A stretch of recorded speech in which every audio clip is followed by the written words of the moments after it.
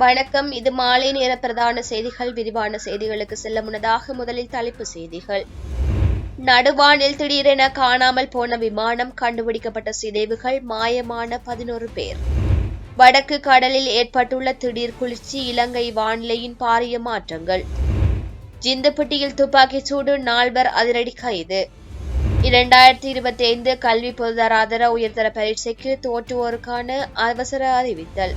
தையிட்டி விகாரை விவகாரம், ஜனாதிபதியிடம் வலியுறுத்திய ஜாழ்நாக விகாரையின் விகாராதிபதி. அரசியல் வட்டாரங்களில் பரபரப்பு, அனுரவின் சொந்த மண்ணில் நாமலின் அரசியல் நகர்வு. அரச தொழிலை எதிர்பார்க்கும் இலங்கையர்களுக்கு ஜனாதிபதி வெளியிட்டுள்ள மகிழ்ச்சி செய்தி. ஜாலில் தொடரும் சுட்டி வளைப்புகள், போதைப் பொருட்களுடன் சிக்கிய 2. நீ குற்றமற்றவள் என நிரூபி, மட்டக்களப்பில் மனைவிக்கு தீ வைத்த கணவன் கைது. தமிழ் கட்சிகளுக்குள் ஒற்றுமை அவசியம், இல்லையில் பாரதூரமான விளைவுகள் ஏற்படும், சுரேஷ் எச்சரிக்கை. சிறுவர்களுக்கு நடந்த மோசமான செயல் தொடர்பில் வெளியான அதிர்ச்சி அளிக்கும் தகவல்கள்.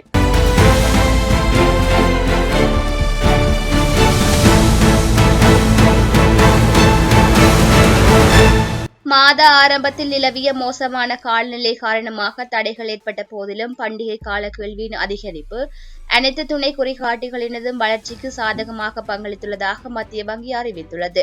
உற்பத்தி நடவடிக்கைகளில் தொடர்ச்சியான வளர்ச்சியை வெளிப்படுத்தும் வகையில் இலங்கையின் உற்பத்தி துறைக்கான கொள்வனவு முகாமையாளர் சுட்டன் கடந்த மாதத்தில் 60.9 புள்ளிகளாக பதிவாகியுள்ளதாகவும் தெரிவிக்கப்பட்டுள்ளது. இதேவேளை உணவு மற்றும் பானங்கள் உற்பத்தி துறையில் ஏற்பட்ட வளர்ச்சி காரணமாக டிசம்பர் மாதத்தில் புதிய கட்டளைகள் மற்றும் உற்பத்தி துணை குறிகாட்டிகள் உயர்வடைந்ததாகவும் சுட்டிக்காட்டப்பட்டுள்ளது. அரசு துறைக்கு 75,000 பேர் வரை புதிதாக இணைப்பதற்கு நாங்கள் தீர்மானம் மேற்கொண்டுள்ளோம் என்று ஜனாதிபதி அனுரகுமார திசாநாயக்க தெரிவித்துள்ளார். அண்மையில் இடம்பெற்ற முழு நாடுமே ஒன்றாக நிகழ்வின் போதே அவர் மேற்கண்டவாறு குறிப்பிட்டுள்ளார். இதன்போது தொடர்ந்தும் தெரிவித்த ஜனாதிபதி, அரச ஊழியர்கள் சிலரது செயற்பாடுகள் தொடர்பில் கவலை வெளியிட்டுள்ளார். மேலும் தெரிவிக்கையில், நாட்டின் மூலை முடுக்குகள் எங்கும் போதைப்பொருள் வர்த்தகம் மற்றும் பாவனை வியாபித்திருக்கின்றது. அதனை கட்டுப்படுத்த எமது அரசாங்கம் அனைத்து நடவடிக்கைகளையும் தீவிரமாக முன்னெடுத்து வருகின்றது. எனினும் இதில் துயரமான விடயம் என்னவென்றால், அரசு அதிகாரிகள் பலர் கூட இதற்கு துணை போகின்றனர். அதே சமயம் கடந்த 2025 ஆண்டு பல்வேறு துறைகளிலும் வெற்றிகளை அடைந்த வருடமாகும். அதனை அடிப்படையாக கொண்டு எதிர்வரும் காலத்தில் அரசு துறைக்கு 75,000 பேரை புதிதாக இணைக்க திட்டமிட்டுள்ளார். அது மாத்திரமில்லாமல் போலீஸ் துறைக்கு 10,000 பேரையும், ராணுவத்திற்கு புதிதாக ஆட்சேர்ப்புகளையும் மேற்கொள்ள திட்டமிட்டுள்ளோம். வடக்கில் தமிழ் மொழி பேசும் போலீசாரின் எண்ணிக்கை மிக குறைவு. எனவே பொதுமக்கள் சிரமம் எதுவின்றி தமிழில் தங்களது சேவைகளை பெற்றுக்கொள்ள வழிவகை செய்யும் நோக்கில் தமிழ் பேசும் போலீஸ் அதிகாரிகளை நியமிக்க எதிர்பார்த்துள்ளோம் எனவும் அவர் குறிப்பிட்டுள்ளார். தேசிய சிறுவர் பாதுகாப்பு அதிகார சபைக்கு சிறுவர்களுக்கு நடந்த மோசமான செயற்பாடுகள் தொடர்பில் கிடைக்கப்பெற்ற முறைப்பாடுகளில் பெரும்பாலானவை விசாரிக்கப்படவில்லை என தெரிய வந்துள்ளது. கடந்த 11.5 ஆண்டுகளில் சிறுவர் துஷ்பிரயோகம் தொடர்பாக 1,07,063 முறைப்பாடுகள் கிடைத்திருந்தாலும் அவற்றில் 43% விசாரிக்கப்படவில்லை.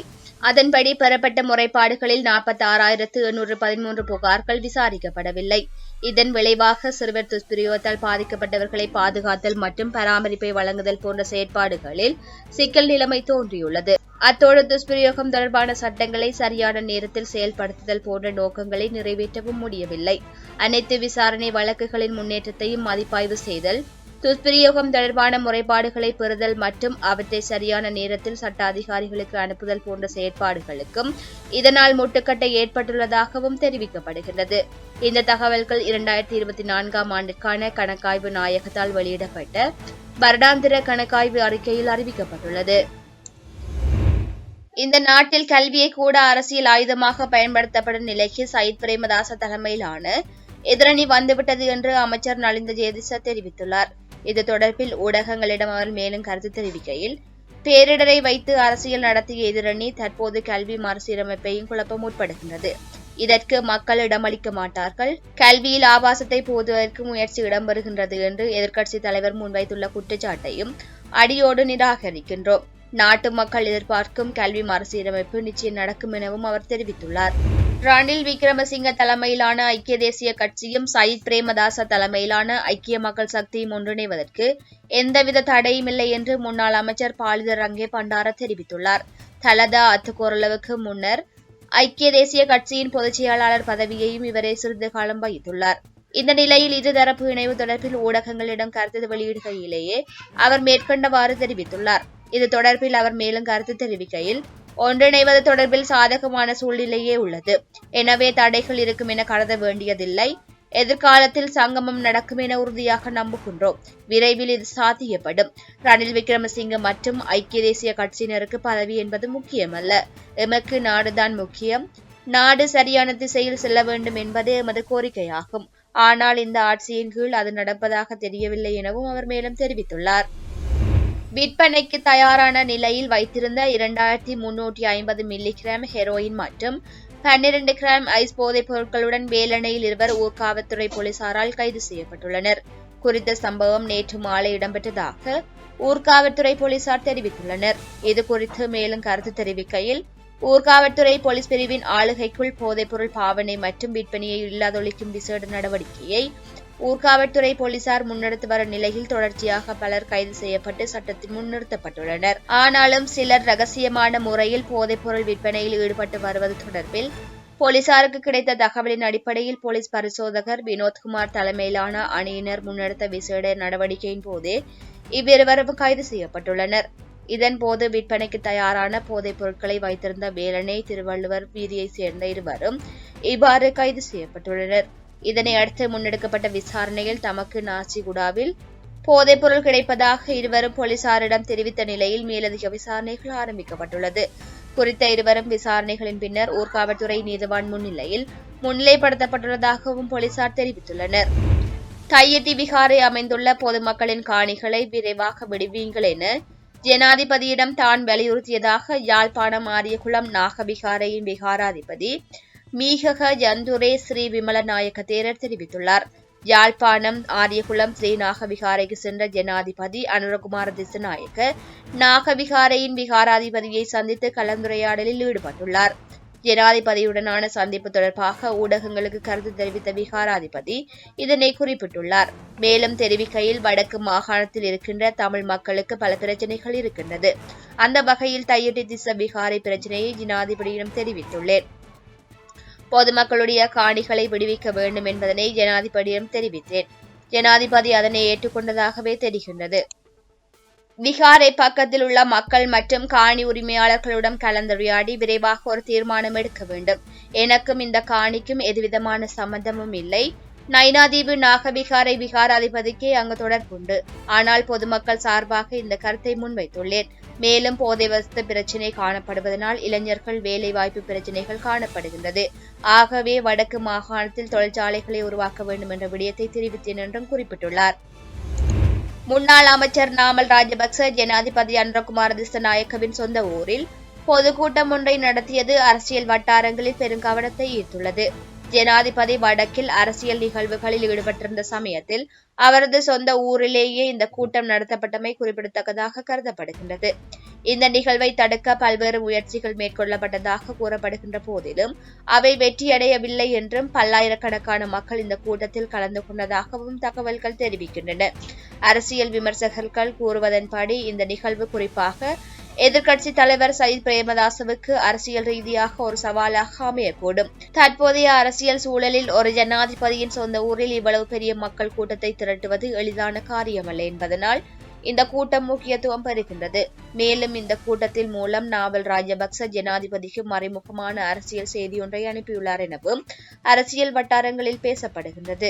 ஜனாதிபதி பதவியுடன் நீங்கள் என் ஊருக்கு வந்தீர்கள், ஆனால் நான் எந்த பதவியும் இல்லாமல் உங்கள் ஊருக்கே வந்து மக்களின் ஆதரவை பெற்றுள்ளேன் என்பதே அந்த மறைமுக செய்தியாக பார்க்கப்படுகின்றது.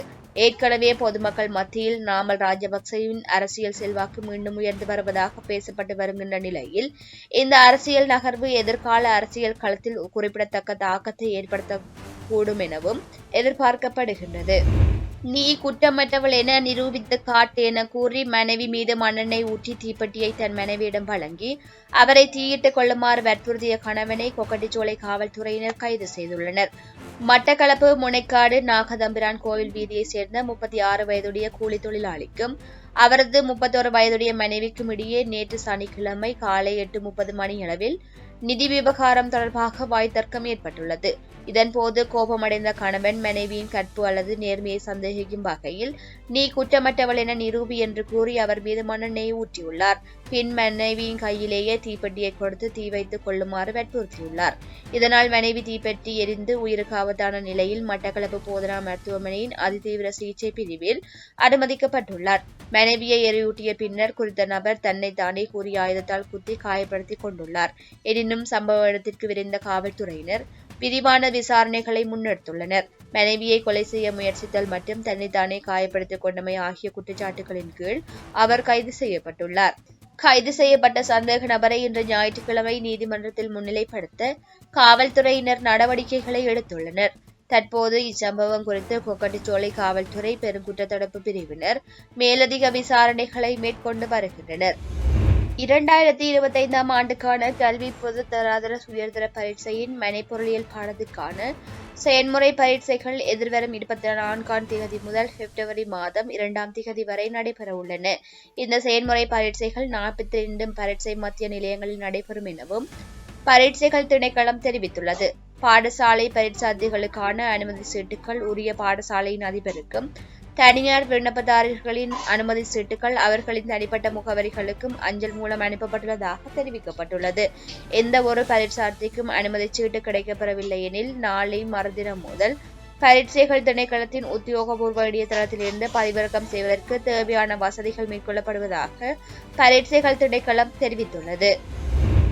கொழும்பு ஜிந்துப்பட்டியில் நேற்று முன்தினம் நடந்த துப்பாக்கி சூடு சம்பவம் தொடர்பாக 4 சந்தேக நபர்கள் கைது செய்யப்பட்டுள்ளதாக காவல்துறை தெரிவித்துள்ளது.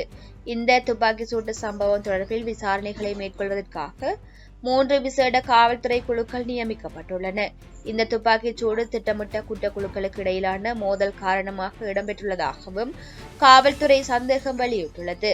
நேற்று முன்தினம் இரவு முச்சக்கர வண்டியொன்றில் பிரவேசித்த சந்தேக நபர்கள் இந்த துப்பாக்கிச் சூட்டை நடத்தியிருந்த நிலையில் அதில் காயமடைந்து மருத்துவமனையில் அனுமதிக்கப்பட்ட நபர் ஒருவர் உயிரிழந்துள்ளார். அத்துடன் இந்த சம்பவத்தில் காயமடைந்த 4 வயதுடைய சிறுவனும் 3 வயதுடைய சிறுமியும் சீமாட்டி ரிச்வே சிறுவர் மருத்துவமனையில் அனுமதிக்கப்பட்டுள்ள நிலையில் சிகிச்சை பெற்று வருவதாக காவல்துறை தெரிவித்துள்ளது. இலங்கையின் ஏனைய கடற்பகுதிகளுடன் ஒப்பிடுகையில் வடக்கு பிராந்திய கடற்பரப்பில் கடல் மேற்பரப்பு வெப்பநிலை மிக அசாதாரணமாக குறைந்துள்ளதாக யாழ்ப்பாண பல்கலைக்கழகத்தின் புவியியற்துறை தலைவர் பேராசிரியர் நாகமுத்து பிரதீபராஜா எச்சரிக்கை விடுத்துள்ளார். அவர் வெளியிட்டுள்ள பதிவில் மேலும் குறிப்பிடுகையில் சமீப நாட்களாக வடகடல் பகுதி வளமையை விட அதிக குளிராக காணப்படுகின்றது. இந்த மாற்றமானது இலங்கையின் ஒட்டுமொத்த வானிலை பங்கிலும் தாக்கத்தை ஏற்படுத்த தொடங்கியுள்ளது. வடக்கிலிருந்து ஆரம்பிக்கும் இந்த குளிர்ந்த நீர் கிழக்கு கரையோரம் வழியாக இலங்கையின் தெற்கு பகுதிகளுக்கு கடத்தப்படுவதாக அவர் தெரிவித்துள்ளார். இந்த நீரோட்டத்தின் காரணமாக இலங்கையின் தெற்கு பகுதியில் நிலவும் சற்றே அதிகமான கடல் மேற்பரப்பு வெப்பநிலை தற்போது குறைக்கப்பட்டு வருவதாகவும் தெரிய வருகின்றது. டிட்வா புயல் மறைந்ததை தொடர்ந்து நிலப்பரப்பில் பதிவாகும் வெப்பநிலையில் பெரும் மாற்றங்கள் தென்படுகின்றன. குறிப்பாக கடந்த சில நாட்களாக இலங்கையில் பதிவாகும் அதிகூடிய வெப்பநிலை ரத்தினபுரி மாவட்டத்திலேயே பதிவாகி வருவதாக விரிவுரையாளர் பிரதீபராயா சுட்டிக்காட்டியுள்ளார். தமிழினத்தின் இணைப்பை பாதுகாத்துக் கொள்ள தமிழ் தேசிய கட்சிகளுக்குள் ஒற்றுமை தேவை என்று ஜனநாயக தமிழ் தேசிய கூட்டணியின் உத்தியோகபூர்வ பேச்சாளர் சுரேஷ் பிரேமச்சந்திரன் தெரிவித்துள்ளார். தாங்கள் விரும்பியவாறு ஜனநாயக தமிழ் தேசிய கூட்டணி செயற்பட வேண்டும் என்று தமிழ் தேசிய மக்கள் முன்னணி விரும்பினால் அது நடக்காது என்றும் அவர் சுட்டிக்காட்டினார். சமகால அரசியல் நிலைமை குறித்து ஊடகம் ஒன்றுக்கு வழங்கிய செவ்வியின் போதே அவர் மேற்கொண்டவாறு குறிப்பிட்டுள்ளார். அவர் மேலும் தெரிவிக்கையில், பொது விடயங்களிலாவது தமிழ் தேசிய கட்சிகள் ஒன்றுபட்டு செயற்பட வேண்டும். இதனை விடுத்து தமிழ் தேசிய கட்சிகள் இன்னும் ஏட்டிக்கு போட்டியாக செயற்படுவோமாக இருந்தால் அது பாரதூரமான விளைவுகளையே ஏற்படுத்தும். தற்போதைய அரச தரப்பினர் கொள்கை ரீதியாக அதிகார பகிர்வுக்கு எதிரானவர்கள். இந்த நாட்டில் தேசிய பிரச்சினை தீர்க்கப்பட வேண்டுமெனில் நிச்சயமாக புதிய அரசியல் அமைப்பு கொண்டுவரப்பட வேண்டும் என்றும் அவர் தெரிவித்துள்ளார். 11 பேருடன் காணாமல் போன இந்தோனேசிய விமானத்தின் சிதைவுகளை அந்த நாட்டு அதிகாரிகள் கண்டுபிடித்துள்ளனர். அதன்படி இந்தோனேசியாவின் தெற்கு சுலவேசியில் உள்ள புலுசருன் மலையில் இந்த விமானத்தின் சிதைவுகள் அதிகாரிகளினால் கண்டுபிடிக்கப்பட்டுள்ளன. விமானத்தின் சிதைவுகள் கண்டுபிடிக்கப்பட்டாலும் அதிலிருந்தவர்கள் குறித்து எந்த தகவலும் வெளியாகவில்லை எனவும் தெரிவிக்கப்படுகின்றது. மேலும் அவர்களை கண்டுபிடிக்க இந்தோனேசிய அதிகாரிகள் சிறப்பு தேடுதல் நடவடிக்கைகளை தொடங்கியுள்ளனர். அந்த விமானம் இந்தோனேசிய கடல்சார் விவகாரங்கள் மற்றும் மீன்வள அமைச்சகத்திற்கு சொந்தமானது என்ற தகவல் தற்போது தெரிய வந்துள்ளது. காணாமல் போன ATR 42 500 ரக விமானம் நேற்றைய தினம் பயணித்த வேளை அதில் 11 பேர் இருந்துள்ளதாகவும் இந்தோனேசியாவின் மக்காஷர் நகருக்கு அருகில் விமானம் காணாமல் போனதாகவும் தெரிவிக்கப்படுகின்றது. இதுபோன்ற செய்திகளை தெரிந்து கொள்ள தமிழ் லங்கா குரல் சேனலை சப்ஸ்கிரைப் செய்து அருகே இருக்கிற பெல் பட்டனையும் கிளிக் செய்து கொள்ளுங்கள். மேலும் இதுபோன்ற செய்திகளை உடனுக்குடன் தெரிந்து கொள்ள தமிழ்லங்காகுரல்.com எனும் இணையத்தின் வாயிலாக எங்களோடு இணைந்து கொள்ளுங்கள்.